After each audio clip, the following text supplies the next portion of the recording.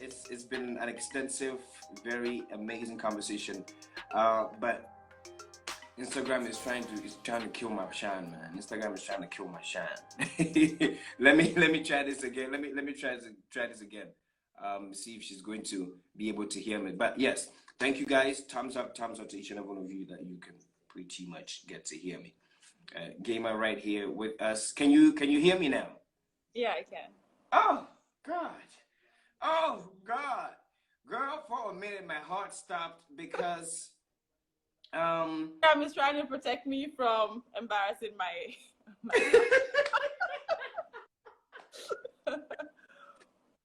I think so. I think I don't know. I don't want to say that, but I think they're trying. I think they were trying to do a good job right there.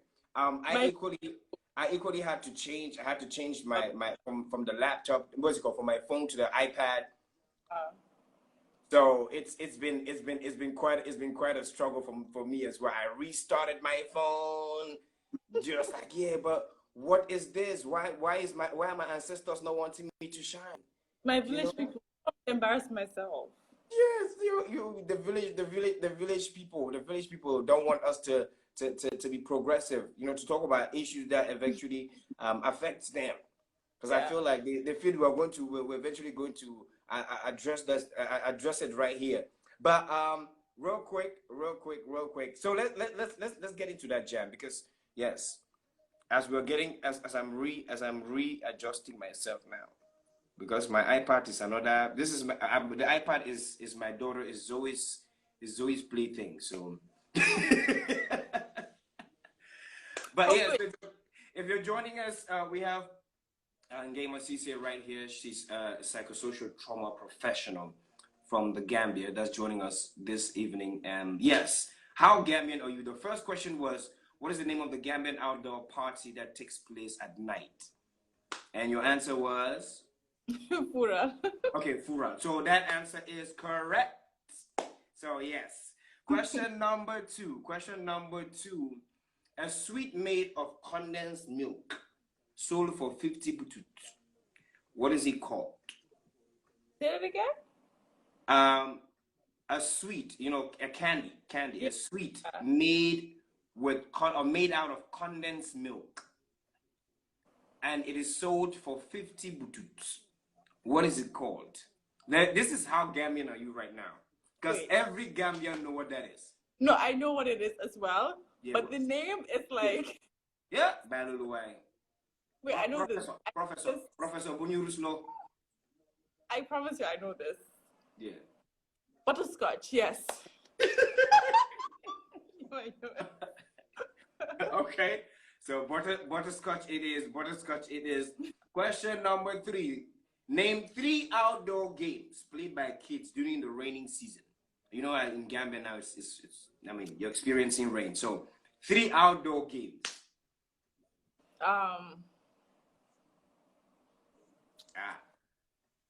Professor. What's that jumping thing called again? Yeah, la did it. Lan my jumping thing. Jumping thing that did did it. No, the hopscotch. It's called hopscotch in English. Well, what is it called? Hey, but you could ask your people. Ask your people to help you out. You could. Okay, yes. One is touch. I know touch. Okay, so touch. Yes, touch 1. Yes. Yeah, touch. Okay, touch is 1. Touch mom. So tell me right. Wow, Sosolaso. You don't play Sosolaso during the rain. It says who? Sosolaso. Okay. Let's say touch. What about Padinya? What's Padinyadi? I don't know what Padinyadi is, but I know people used to say it. Lulu. Padinyadi. Lulu. What was that? Yeah, English answers count. Hopscotch. Hopscotch is English answers count. Somebody said it. Hopscotch is one of them. So wait, what? So people say akara. Akara, yes. No, but you can't play akara during the rain because soup they toy. Nothing I play akara. Mama yo, they did that. Okay, we've got 2 then. We've got 2. Okay, yes. So that's pirmiso. That's pirmiso. Huh? That's pirmiso. What's pirmiso? Is it No. Hopscotch is something else. Pirmiso is the one is the one on the floor. Is the one they draw on the floor now. Oh. Yes, is the one. So basically, it's all games that eventually they play on it. So one more, a game that kids play during the raining season. One last game. One last. So you're giving us two. One more. So there's touch, there's hopscotch, there is. Try. You're showing your age now. This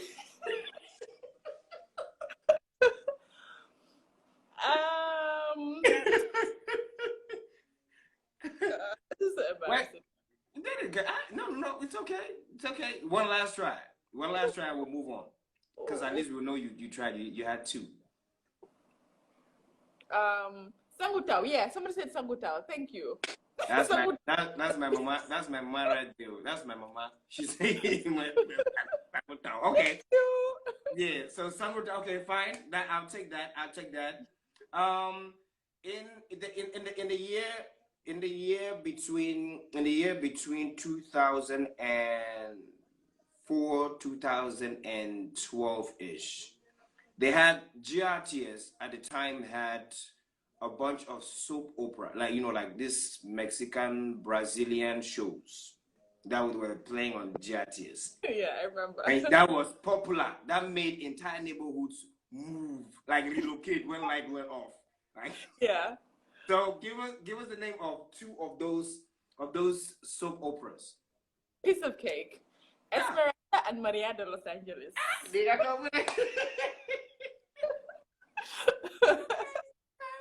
Oh, yes, Madame Constant is like, wait, what? Yes, we had TV shows that made entire neighborhoods relocate. Like some people, they knew that this day people had time. They had time schedule. They had the schedule. Yes, I remember that. So if there was not but people will come and wait, and you're like, no, yeah. So what's the name? What's the local name for piggy bank? In the Wolof name for piggy bank. Piggy bank. There's a Wolof name. Yes. Yes. Somebody help me. Come on. What is the local name for piggy bank? Or the Wolof name for piggy bank? Babe, I know you're there somewhere. Going once. Condane. And that is yes, that's the answer. Condane, that's the answer. Well, so wait, the former president, he had a nickname. What was it? Going once. Our former president. It's too early. Wait. I didn't think you said going once. Yeah. What our former president, His Excellency Dr. President Alhaji, that all that. But what was look at Family Master. That's the one. My mouth. Daddy, Malakome. I was thinking actually. Tony did it. It was Babili Mansa. Babili Mansa is the is the name, is the answer. What is the name of the air freshener associated with Wolof women? Air freshener. Is it July? Is that your answer? Going once? No. It's too early. I need to have at least 3 tries before you go once or twice. That's going to be too hard. So what's the name of the air freshener associated with Wolof women? One, you said? Churai. Okay, going once. There was the second option. Satan. That's the second option. What's the third? What's your third and final option? I don't know. So what's your final answer?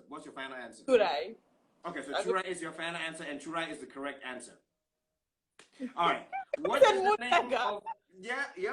What? So in Gambia, all people have a stick stuck in their mouth to clean their teeth on a regular. What's that called? Soju. You tried. So is that your final answer? Yes. All right, good. Final answer and proper. Now, let me take you somewhere that is certainly, that might, because these are people's names. In 2005, Gambia won the African Cup of Nations under 17. Oh, I was gonna say I don't remember that. And yes, African Cup of Nations. So, can you give us two names of footballers that were probably? Because trust me, tomorrow we still know their names. So, give me two names of in 2005 Gambian footballers that won the African Cup of Nations. Two names of footballers. Let's try. That's the second to last question, like the same. Oh yeah, someone's help. Jallo. Hey, yo. Modu Sise. Thank you guys.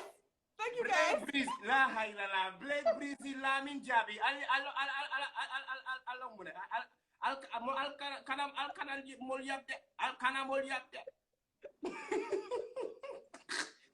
Thank you guys. Much love. Nah, Gila. Oh, look at it. Hey, Sananyasi, Ziko, Oda, Hailala, Yen mom. Don't buy the Kim use brain on me. Come on, man. And the same light, so basically they helped you out, which does not count. Eventually, at the end, you have to rate yourself. Question number 10. Which GSM company once organized a beauty pageant? And what year was it? That is an unfair question. No. That is very unfair. Which GSM company organized a beauty pageant? It was a national beauty pageant with billboards, and they even had two editions. The first one, it was $1 million seat. The next one was a car to be won, pretty much. So what's the name of the company? Then what? People who follow you. These people are awesome, man. So Face Up AfriCell, and it was organized by AfriCell. What year was that?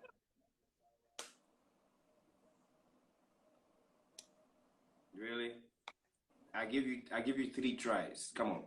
Oh, 2007. Oh my God! Oh my God! Oh my God! Oh my God! Oh my God! Oh my God! Blake, now I cancel that. Blake, now I cancel that. Thank you, baby. Thank you, baby. We are in this cancellation culture now. 1, 2, 3, manana block. Aye, mo. Bro, don't buy any kimut. Why? Sorry, not sorry. But that was basically 10 questions as to how Gambian are you. I hope you had fun. I hope you eventually learned 1 or 2 things as well. Good. Okay. But if you were meant to rate yourself over 10 now, how much would you give yourself? 10 out of 10. I answered all the questions. Okay. I'll give you that. Okay.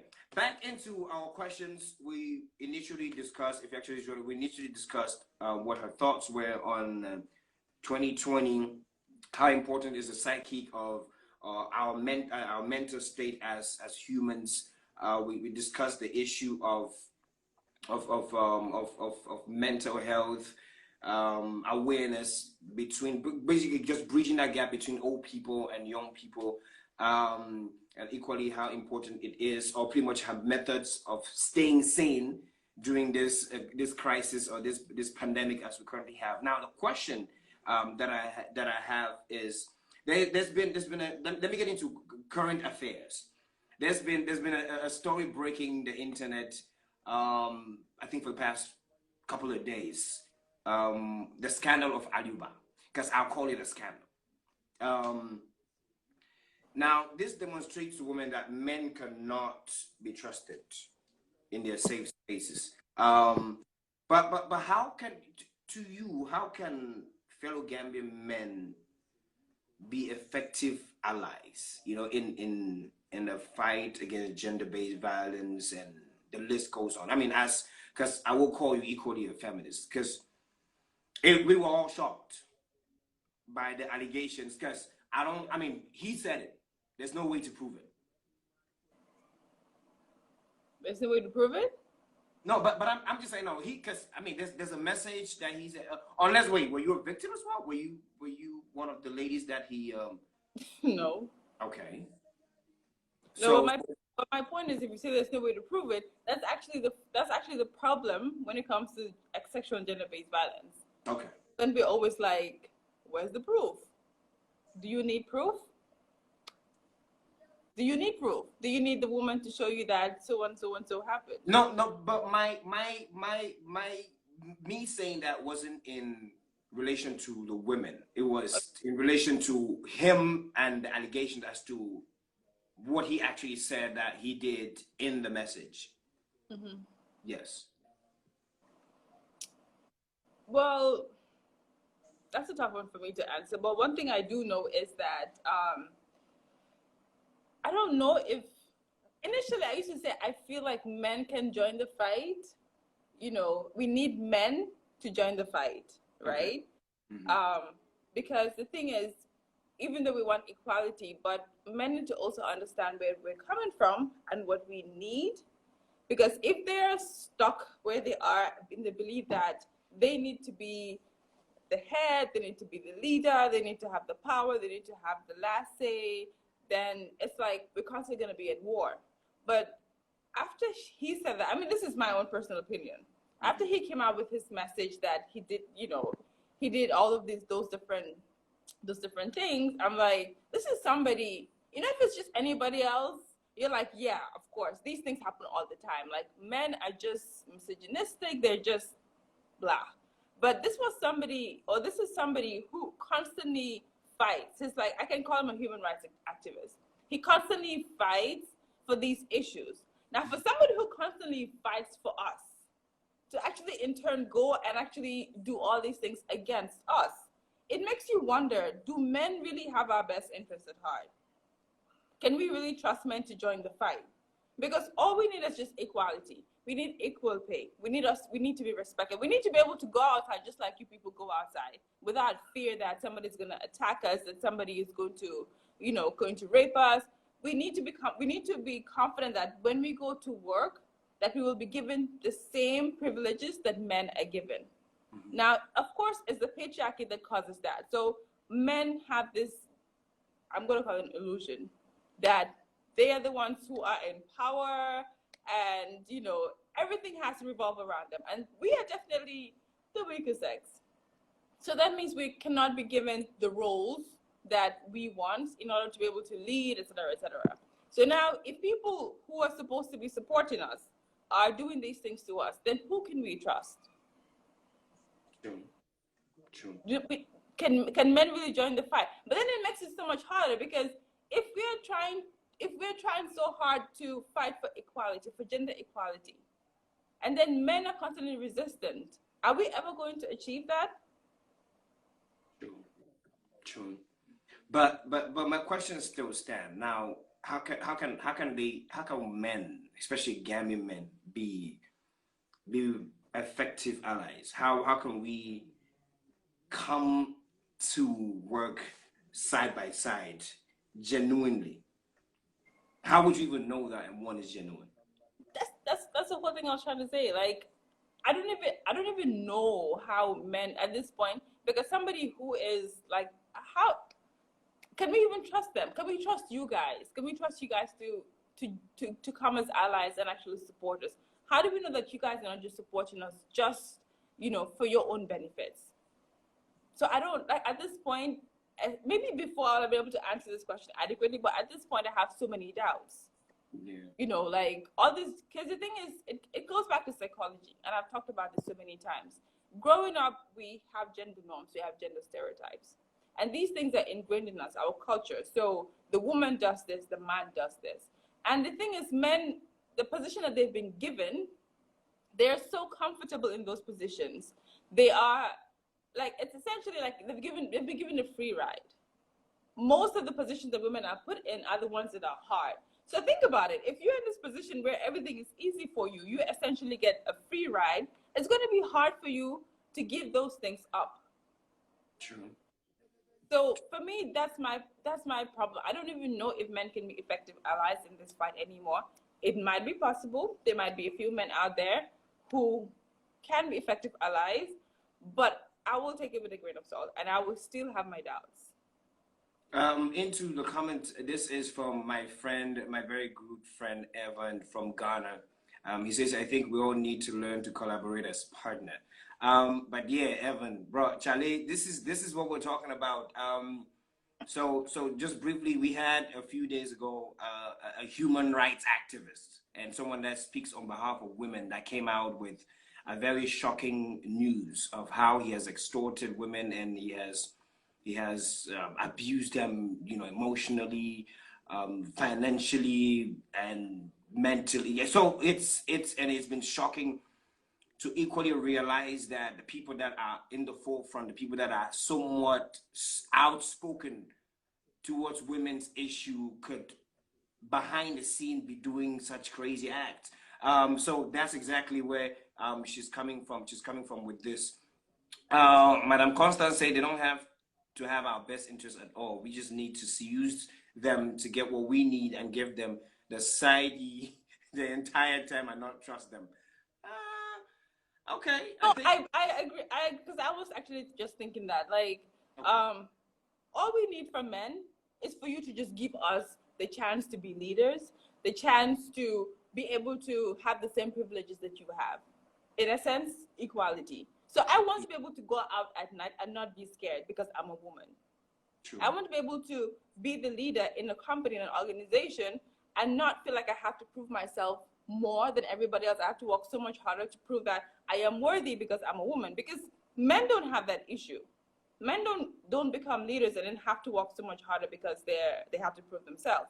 But as women, we have to make sure we have to prove ourselves so much more just to show that even though I'm a woman, I am still capable. All we want is for you guys to just give us that chance for us to prove that we are capable as well.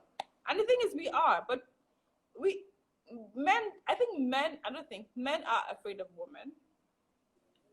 Yes. I think I'll second that. No, seriously. I think I'll second that.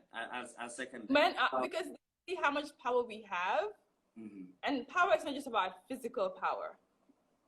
Because, I mean, I said this in an interview a couple of days ago. Look at the countries that have been the most successful when it comes to COVID. Who are the leaders? They're women, female leaders. Germany, New Zealand. So women are effective leaders. But men are afraid of our power, and because of that, they keep on stifling us so that we don't really get to the positions where we can prove ourselves.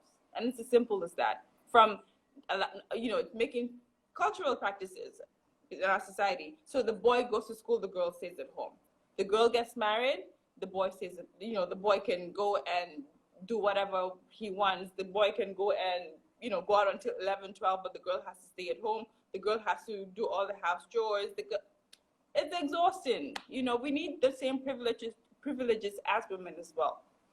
Well, Blake, right here, your partner, is saying that men need to understand that women have every right to be skeptical about the intention of men, and we shouldn't feel entitled to be part of their spaces. Yes. I think I like that. I think for every man, until we begin to understand that it is a privilege to be surrounded with women that somewhat impact your life positively is a blessing. And you shouldn't certainly take that for granted. But thank you so much for that, Blake. I appreciate. Into another. So just flipping that. You have the organization that you're working with at this particular point, psychosocial innovation. We have a problem in the country when it comes to confidentiality. I think this is an issue that we need to address, and something that not a lot of people actually get into. As your organization works with victims, and pretty much I saw on social media as well, you request for victims that are going through trauma and or going through hard times, basically be able to come through and speak to professionals and speak to yourself in the current prevention or the suicide prevention campaign that you have going on. How important is confidentiality in for your organization? Because we know it's a serious issue. Confidentiality, personal information is something that Gambians don't give a rat's about. Let me tell you. Yeah, in the banks, you have the tellers there can call your friend, hey, then he want when you sit back the mashallah, 200,000 I'm see account. Do you know what I'm saying? Or she could even ask you out because she knows how much money you have in the bank. Even that is confidentiality right there. At the hotel, the girl in front of in the front desk could call her friend in the morning and say, hey, they want can more hotel back being a check. Or hanga can more hotel be day. Do you know what I'm saying? And in the hospital, you have an illness, you go, you and the doctor or the nurse have a rapport, you go back home, your business is on WhatsApp because of the information that you share. So now, so the first question is, how important is confidentiality to your organization? And can something be done in terms of laws created for, in terms of breach of confidentiality?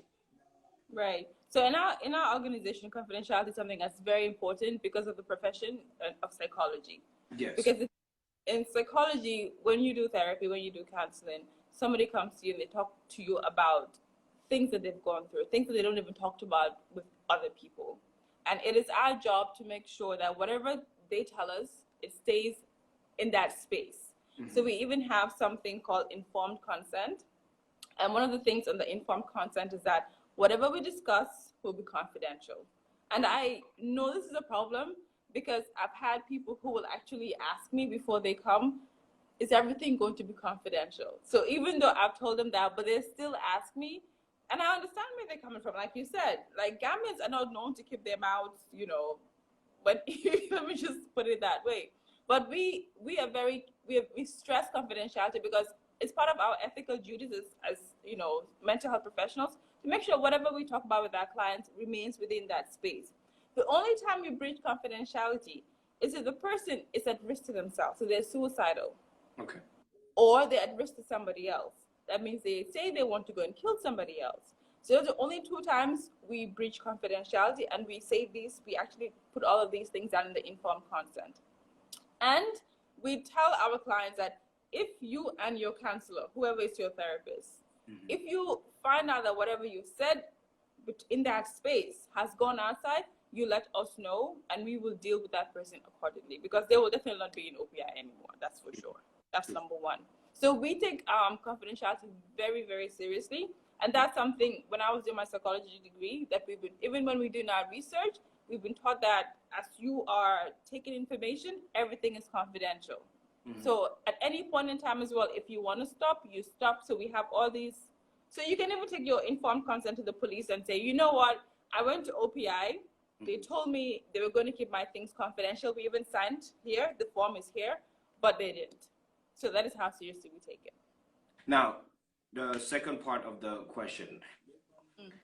Could there be ways that people are held accountable once confidentiality is breached in terms of companies and just life in general? Because, even friendship, you can't really trust your friends like that.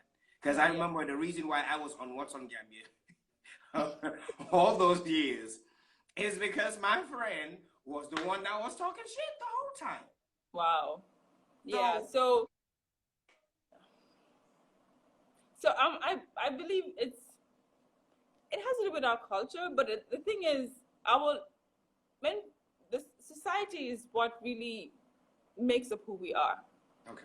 And unfortunately, we take our society and our cultural beliefs into our workplaces. So we don't know where to leave things at the door and go in. And that is why you see, for example, even in places where law should be put in, because law should be put in place.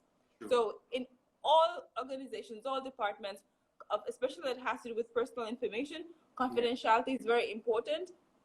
And if there's any breach of confidentiality, you have the right to take it to the police, and the police need to deal with that person accordingly, for example. So these are laws that should be put in place from the government. But the thing is, our society, we go to school, some people go to other countries, they learn the stuff in the book, but then when they come back, they still have that societal beliefs, this cultural, indoctrinations and whatever it is that we grew up in, and they take them into the offices, and it goes on and on. And the thing is, we need to learn to separate our culture from our professional, from our professional lives. Whatever you do at work should stay at work, especially with areas of confidentiality. Don't take it anywhere else. So these things are very important, and I think we need to have laws put in place that really hold people accountable, and even and it can stand in the organizations, in companies. So if you do X, Y, and Z, we will fire you, and we will not only fire you, you will have to pay a fine. And we tell the. I'm sorry, right now. Can we begin? Is there ever going to be a point in Ghana where we get to sue people? Like, for example, I feel that that's the thing. We need to start. Gambia, maslaha. Oh my goodness. We need to stop this maslaha thing because it's ruining our culture. It's okay sometimes, when things happen, you try to sort it out. But there's certain things, it's uncompromisable. You cannot go and tell my secrets outside and tell me to come on maslaha. No, you have to pay for it. Because the thing is, if you hold somebody accountable for what they've done, the next person will be like, hey, Kimom, this is what happened to them. So because of this, I'm not going to do it. But when they see somebody gets away with it, oh, I can get away with it too because nothing happened to him. So we need to learn to actually put our foot down. Gambians don't put their feet down, if I can say foot or feet or whichever one it is. No, yeah. Yeah. Yeah. But because I think if that happened, it's certainly going to make an example of some certain people. Because even at the embassies, you have people, Ghanaians, that are working at the embassies, and confidentiality is a problem. What you did at the embassy, before you know what happened, is on the street. Ha, Kimom, when you see embassy, mashallah, then go reject. I was like, but how is that? Yeah, unfortunately, I think the fact that our country is so small plays a big role. But unfortunately, we need to make examples. So we need to have set examples. So this person breached confidentiality, they lose their job. And once people start to see it, because like I said before, we do, like somebody just said, yeah, Gambia struggle with people firing people. So somebody does something, instead of you fire them, you're like, oh, well, I know you have a family. You should have thought about your family before you breached confidentiality, because you've ruined somebody else's life. So if you can ruin somebody else's life, I'm not saying your life deserves to be ruined. Maybe it does, but I mean, you cannot just sit there and get away with it either. Sure. Yeah. Very, very important. Very important. But thank you. Your organization is doing amazing. I mean, I've followed some of the conversations that you've had with religious leaders in the country a few days ago, and you're doing well. In terms of the current campaign, because there's the suicide prevention campaign going on and creating awareness for it. What exactly would you say about that? It's another problem again in the Gambia. The campaign is very important because, like I said, it's a problem in the Gambia when it comes to mental health issues. Somebody will say they're depressed. I feel like I want to end my life. Kulate. These things, or they'll tell you things like, you're not religious, or igumuloyala. So it's very important for people to understand that suicide is not something somebody wants to do, because research has actually shown that people who want to commit suicide people who want to take their lives don't actually want to take their lives, if that makes sense. So it's because they're at a place where they've lost so much hope, they've exhausted their coping skills. So the thing is, we all have coping skills in life. Everybody has a different coping skills. Some have excellent coping skills, some have very poor coping skills. Now, when you've done this and you've done that and you've done this, and you find that you're still stuck where you are, that stress is not going away. You feel as if you're not good enough, you're not worthy, life is not going for you, you've done so many different things. So they've essentially exhausted all their different ways or avenues of making it. Then they decided, you know what, maybe it's best I go. So it's not that they want to die, but they feel like at that point, that's the best decision they can make for themselves. And that is why if somebody comes to you and tells you that, I think this is it for me, I should just die, I want to take my life, you should listen to them. Because when you listen to them, you're telling them that I understand that what you're going through is so hard right now, and you have every right to feel the way you do, but there is hope, and there are people who can help you. And sometimes it can be a mental health, it can be related to mental health disorders. Sometimes it can be impulsively, and it happens especially when people go through sudden, like, major life stresses. Like somebody you really love leaves you, and you feel as if that's it. Or people who are raped, or different, because like I said, people have different coping skills. Important. I mean, very, very, very, very interesting.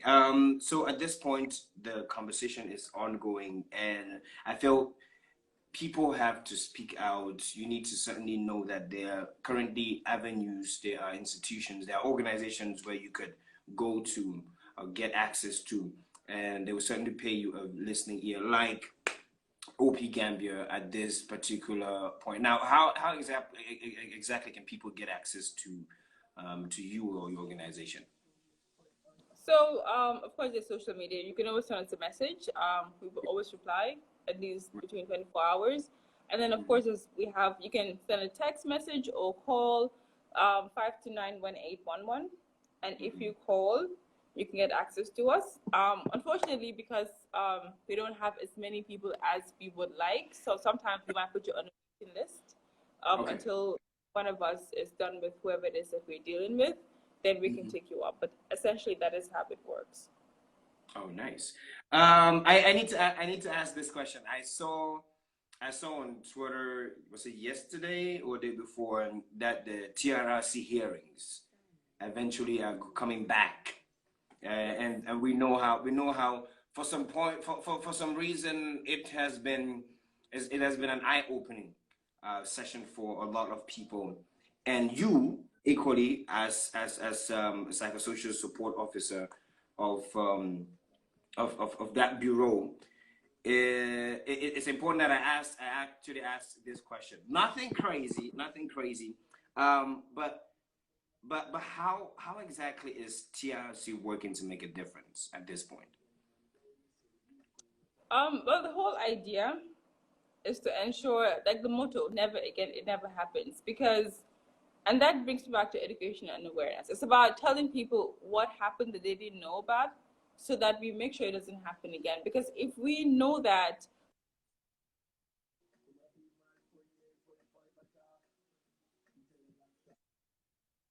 like, I'm freezing. Am I frozen? Yeah, I feel just a little bit, but yeah, you're back. So if you know what happened in a dictatorial, if I can put it that way, I have problems with my words. But if you know that during a particular dictatorial rule, these different things happened, and this is how it happens, this is what happened, these things were done. So there was torture, there was rape, there was corruption, there was all these different things. We know that these things happen. It's an eye-opener for us, so that we make sure it doesn't happen again. Now, if we decide to allow it to happen again, then the onus is on us, because we know that these things happen when we sit back, we close our eyes, and turn a blind eye. So essentially, TRRC is here to tell people that these different human rights violations occurred, and it was because of this one person who was there, mainly, but we can make sure it doesn't happen again by holding them accountable and holding our new people accountable, so that they don't become dictators as well. Because dictatorship is a you don't just get up and become a dictator. True. It's us. We contribute to it by turning a blind eye, by not speaking up, by not fighting. I mean, I see people speaking up, and it's awesome, because we're trying to hold the government accountable, which we should be doing. True. So it's important that the Gambians really take TRRC hearings seriously, and they listen to it, because it's essentially what happened, and we don't want those things to happen again. People suffered. A lot of people have suffered, and we don't want that to happen. This question has always been in my mind. Like, can an entire country undergo therapy? It can happen. It will be the thing. Our problem is we don't have enough psychosocial and mental health professionals to help us, because it doesn't just have to be one-on-one. Okay. We can do like it wouldn't be therapy per se, but it will be interventions where we help the entire country. So it can be like community interventions, it can be family interventions, it can be group interventions. So we can do one-on-one sessions for those who really have very serious issues, very serious trauma. But we can also do community interventions, because you have societal trauma. So trauma is not just one person. And the whole entire Gambia has gone through trauma. So it's not just one person who's, a handful of people. So whether directly or indirectly, we've all gone through trauma. And it's important that we understand. So maybe that's why we are the way we are. So it's very possible for us to therapy to the entire country, like I said, through different sorts of psychological and mental health interventions. It's very possible. We just need the manpower and the capacity to make it happen. And I hope we eventually get that. But the question behind, especially this, the truth, because I know people when they say TRS is Truth, Reconciliation, Reparation Commission. Now, what eventually has anything been said about what exactly is meant to happen to the people who did what they did, or who committed all these atrocities? Because I know, for example, your job is super hard.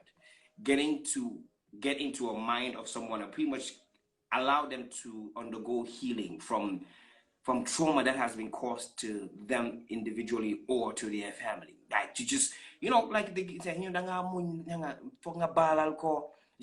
like how does anyone go through that? How do you get over such? The thing about trauma is that it's a process. Healing is a process. And you may get over it, you may not get over it. But then when you get help, it's easier for you to be on that process of healing. As long as you start, you can be on that journey to healing. And one thing I actually want to point out about the forgiveness thing is, forgiveness doesn't mean you're going to heal. And that's what people need to realize or understand in the Gambia. Just because they say, it's your choice. If you don't want to forgive, it's absolutely okay. Because if you say you forgive somebody who has done something to you, it's like you're denying that person. So you tell somebody, you know what, no, they've gone through their trauma. Allow them to deal with it how best they see fit. Because if you force somebody to deal to forgive somebody who has traumatized them or who's done something to them, you are re-traumatizing that person. Because they don't only have to live with what they've gone through. Now they have to live with the fact that, am I a bad person for not forgiving this person? And they don't need to go through that. They have a right to be angry. They have a right to not want to forgive. And that's what we need to understand. Forgiveness doesn't equal to healing. That's one thing we all need to understand. I don't need to forgive somebody to heal. I can heal without forgiving somebody. If that is my healing, then that is my healing. And we need to learn to accept these things. Now, my wife is asking whether you carry the trauma you hear home, or basically, how do you shake it off? Because I think that just for the little that I've been able to follow, it's traumatizing for you as well as as a psychosocial therapist or professional. Just hearing these things for your own mental health, like how do you shake it off? How do you separate yourself from the job? So it has to do with what we've been taught. One of it is how we've been taught how to deal with clients. You need to learn to understand that I am Ngaima the therapist versus I am Ngaima the person or whoever it is. So when I go into that space, I become Ngaima the therapist. And I try to, how should I put it? Not dissociate, but remove myself, not allow my emotions. So I have to still, it's very tricky because I have to be empathetic towards them. So my emotions are there in that I care for what you've gone through. I understand what you've gone through. Am I frozen? I mean, just a little bit. Basically, it goes and comes. Yes. Yeah. So Yeah. I have to be empathetic to that person. So when you feel sad, when you cry, I need to be empathetic. However, I need to learn to also remove that personal side of me to make sure that it doesn't it's very hard initially, I'm not going to lie. So initially it's very hard. And also I need to have that space where I can also talk about these things with another professional, so I don't have to take it home with me. For example, I have another therapist, and that's why all psychologists and therapists need to have their own therapist. So I need to have that person that I can talk to and say, you know, the world is such a bad place. I have heard so many bad things, and I'm just starting to feel as if I can't trust anybody because these things happen. So transference can happen. So our job is to make sure we don't allow that transference to happen by learning to remove ourselves from this situation. So we're there as a therapist. We're empaths. We're listening to them. We understand their emotions. We care for them, but we remove our personal selves from the situation, from the whole space, and also have our own space where we can go and talk about these things as well. Ooh, okay, that is extremely hard. A few more questions before I allow you. I know tomorrow is Monday, but I want to say thank you so much for being patient with me. It's been quite a roller coaster. But just funny though. Do you have like a therapy song? You know, like a Celine Dion or Westlife song that gets you going? I don't know if we call it a therapy song. There's a song that was just released a couple of days ago by Demi Lovato and Marshmello. And it's actually a good song that I like to listen to again. Okay, not to be okay. I don't know if you've heard about it. Yeah. Yes. So Yes. I mean, like, you have a couple of songs here and they talk about these different things, but personally I don't have a therapy song. But it's a song that was just released, which I think is awesome. And I like it for myself as well. Okay. So you don't have a favorite Celine Dion love, sorrow, sulking moment kind of situation? No. No, I don't have that. Okay. I just had to ask. But final question. What as Ngaima Sesay, what would you say is your purpose? Ngaima. Ngaima, yeah. Am I saying correctly now? Ngaima, yeah. Okay, Ngaima. What would you say is your purpose in life? My purpose in life. My purpose in life essentially is to help. To me, is to help people. And initially, I was hoping that will be by becoming a medical doctor, of course. But then I found psychology and I fell in love. And I feel like I want to help, especially in my country in Africa. I want us to have that space where we can be mentally healthy, because there's so many things that hold us back. There's so many things that affect us mentally, from society, from our societal, stereotypes, our societal taboos, our cultural taboos. So essentially, my purpose in life is to help people gain that sense of emotional well-being, because I personally know what it feels like to be in the worst state. So that is my purpose in life, essentially, to just help people mentally. Beautiful. I want to say thank you so much for taking your time. Is there like a signature with the double nose ring? Because when we started, that was the thrill. That was what everyone was like, wow, nose ring. Because even right now, you making me want to go and get one. Like, I feel like by next, like tomorrow, like this, I'll just walk in. It's like somebody just give me one. You should. Yes. But is that like a fashion sense, or is just you, or does it carry a significance? It was actually a rebellion for me. It was like it was in a rebellious stage. So I had only one, and I had gone through so much where I was really not allowed to be myself, essentially. So as soon as that stage of my life was over, I was like, you know what? Because I've never seen anybody did it like done in the Gambia. So I was like, I'm gonna put this, because this particular individual was making me feel as if I didn't have a say over.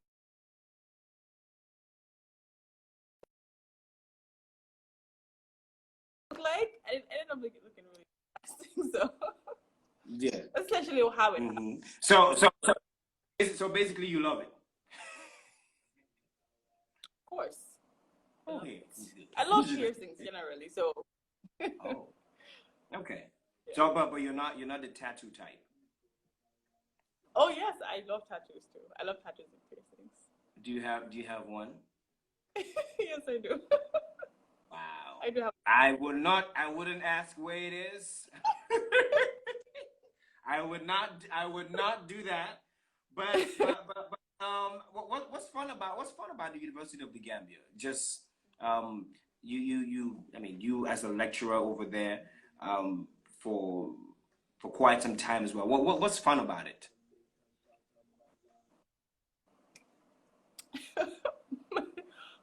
Okay, lecturing in itself. I'm not the University of the Gambia, but lecturing Okay. is amazing because maybe it's because I just like to talk. I like to talk.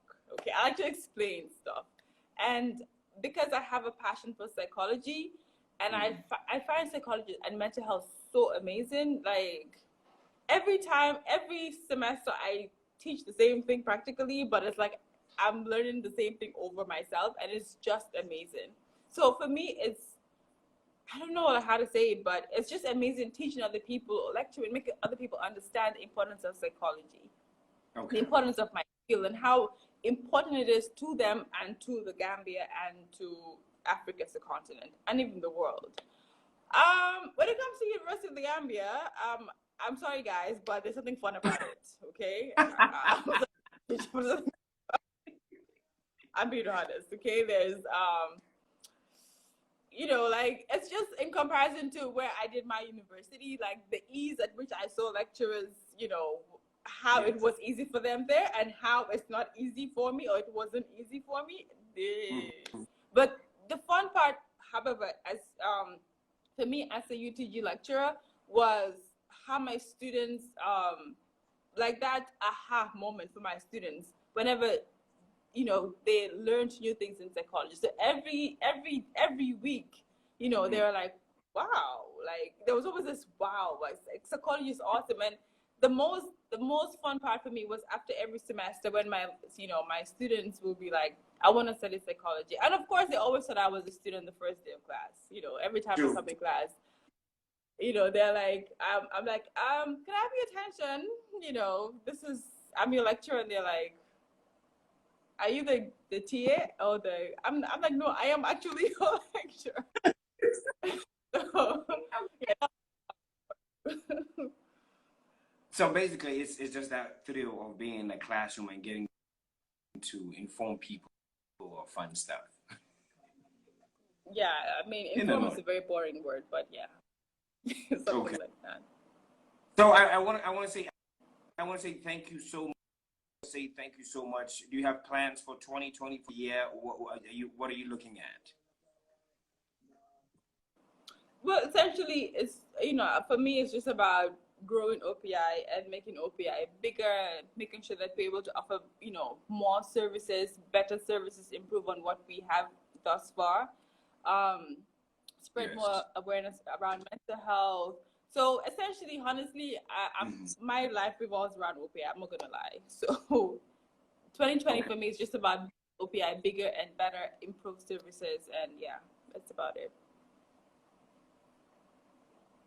Thank you so much. I wish you a blessed year, an amazing week to come.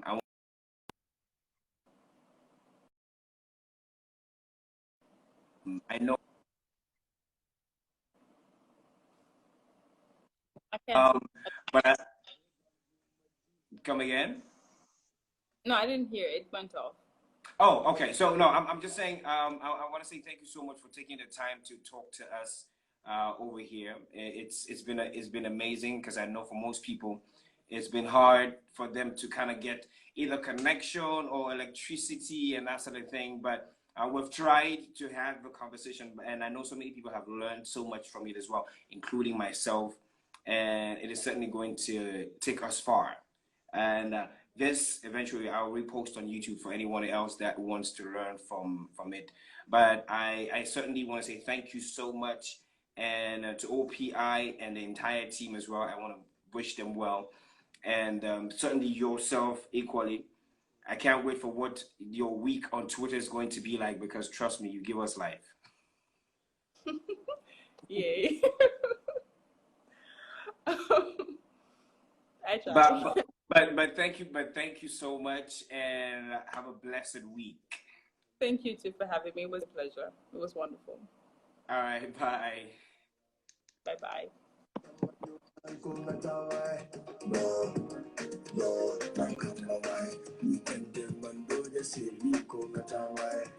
Thank you so much, guys. I will be back on Friday. This upcoming Friday, with an amazing Jamaican artist on the Ajuma Jams. That's Friday Jams. But on Sunday, I'll have a young lady called Yande to discuss with us the importance of vlogging, and the list goes on.